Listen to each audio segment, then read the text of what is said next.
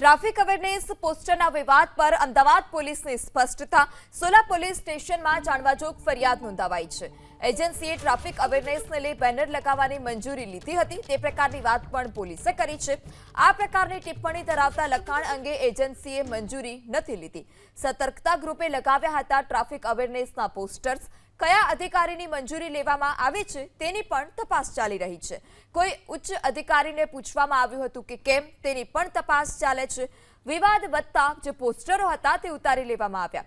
સતર્કતા ગ્રુપે માત્ર traffic અવેરનેસના banner મોકલ્યા હતા મંજૂરી માટે તે પ્રકારની વાત પણ પોલીસે કરી છે. ટ્રાફિક સુરક્ષા સિવાયના કોઈ પણ લખાણ અધિકારીઓ સુધી આવ્યા ન હતા.